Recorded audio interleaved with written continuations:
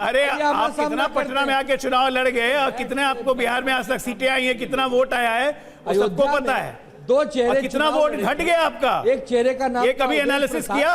दूसरे चेहरे का नाम था लल्लू सिंह। एनालिसिस किया कि कितने वोट घट गया? लोगों ने अवधेश प्रसाद को चुन दिया, वर्ली ने कह दिया टाटा बाय बाय खत्म, फिर भी शर्म नहीं आती है। फटाफट हिंदुओं ने आपको नकार दिया। रामेश्वरम के द्वारा तो आप नकारे गए, से लेके पंचवटी से लेके और चित्रकूट तक आपको थूथू हो रही है। बाला साहब की विरासत डुबाने का थोड़ा सा भी गम नहीं है। ये ऐसी भाजपा पहले तो नहीं थी। मेरी भाषा अभी भी खराब नहीं है, मैं तो कह रहा हूँ बाला साहब की विरासत गंवाने का गम नहीं है आपको।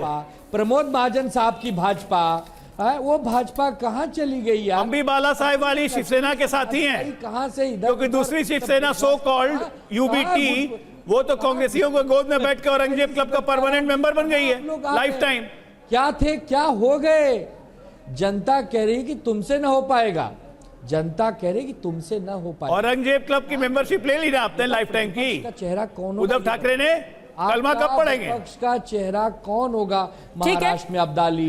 अब्दाली मेरे भाई, अब्दाली याद आ गए, गुलाबचंद जी भूल गए। गुलाबचंद जी खुला चैलेंज दे रहे हैं आपको आनंद दुबे। पद्मजा जी, मैं आनंद दुबे से पूछना चाहता हूँ, यही आदित्य ठाकरे जब बोले थे कल्याण डोंबिवली संसदीय क्षेत्र से श्रीकांत शिंदे साहब के लड़ने के लिए, क्यों नहीं आए लड़ने के लिए? क्या हो गया आदित्य ठाकरे जी को? फिर पुनः सांसद बने। अरे आप चुनौती तो स्वीकार करें। सच तो ये है पद्मजा जी कि इन लोगों की नैया मझधार में पड़ी है। किसी रचनाकार ने शायद लाइन लिखी तो शायद यही की कि निकली भंवरगाह से जो कश्ती किसी तरह, गर खतरा हो बरकरार तो साहिल नहीं हो, कर जाते हैं अक्सर गलतियां ये तजुर्बों के नाम पर, भले जाहिर है उनका हासिल मगर हासिल नहीं हो। इन लोगों के पास अब कुछ बचा ही नहीं है पद्मजा, सच अगर पूछो तो। नहीं इनके पास राम बचे हैं न रहीम बचे हैं। पर कहीं आपने मिलिंद देवड़ा को मझधार में तो नहीं धकेल दिया? 70,000 के मार्जिन से जीते थे आदित्य ठाकरे पिछला चुनाव, 70,000 का मार्जिन। जी मैं भी कहूंगा एक शेर, मैं भी एक शेर कहूंगा। आनंद दुबे शेर, पद्मजा जी मैं भी आनंद दुबे जी का शेर। पद्मजा जी मैं भी एक शेर कहूंगा। देखिए दोनों शिवसेना के प्रवक्ता शेर बोल रहे हैं, तो तुष्टिकरण मत बोल दीजिएगा। झूठी वालों की जी। न माझी न रहबर, न माझी न रहबर न हक में हवाएं, है कश्ती भी जर्जर ये कैसा सफर है। इनकी बदहाली का आलम तो देखो, महाराष्ट्र में न पाने की चिंता न खोने का डर है। ये लोग हमें नैतिकता का ज्ञान पढ़ा रहे हैं। बताइए पद्मजा जी, बोलिए। पार्टी चुरा के, नाम चुरा के, सारा तिकड़म करके भी हमको 9 सीटें मिली ना। क्लाइड कास्ट्रो फिर वरुण सिंह आपको दिखाएंगे जल्दी। क्लाइड कास्ट्रो प्लीज, हाँ जल्दी से। पद्मजा क्या आप कंफर्म करते हैं कि मिलिंद देवरा ने स्वीकार कर लिया है कि वो वर्ली से लड़ेंगे?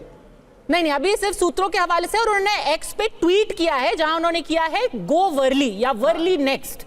उन्होंने मतलब ये नहीं कहा है कि मैं लड़ना वाला हूं, उन्होंने बोला है कि एकनाथ शिंदे जी का विजन है वर्ली के लिए। ठीक है, तो जिस अरे किसी को भी आने दीजिए पद्मजा जी को, मैं किसी को भी आने दीजिए वर्ली से कोई भी आए। आनंद खुला चैलेंज करते हैं।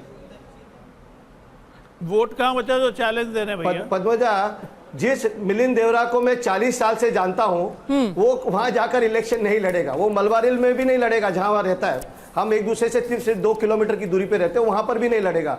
तो मिलिंद देवरा तो भूल जाइए, वो जाकर इलेक्शन लड़ेगा नहीं। उसने अपना राज्यसभा लेकर सेफ बैठा है। चलिए ठीक है, ये क्लाइड कास्ट्रो ने यहाँ पे हमें ब्रेकिंग न्यूज दी है और जाएगा तो अपना नाम खराब कर लेगा। देखते हैं, अभी बस 3-4 दिन ही और बाकी बचे हैं नामांकन में। वो नामांकन भरते हैं कि नहीं भरते हैं। वरुण, हमारा टाइम बिल्कुल खत्म हो चुका है। महाराष्ट्र बेहद दिलचस्प राज्य है, जिस तरीके से यहाँ चुनाव लड़ा जा रहा है। अड़ी में आज के लिए आप सबका हमसे जुड़ने के लिए बहुत बहुत धन्यवाद।